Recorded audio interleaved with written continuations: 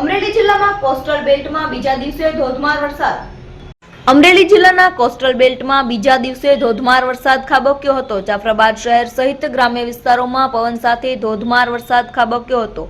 જાફરાબાદના લુણસાપુર, વાંઢ, મિત્યાળા, બાબરકોટ, વઢેરા, રોહિશા સહિતના ગામોમાં વરસાદ પડ્યો હતો. રાજુલા જાફરાબાદ દરિયાઈ કોસ્ટલ બેલ્ટમાં કમોસમી વરસાદ વરસ્યો હતો. કમોસમી વરસાદના કારણે ખેડૂતોને નુકસાન થયું છે. સતત 2 દિવસથી પવન સાથે ધોધમાર વરસાદ પડી રહ્યો છે.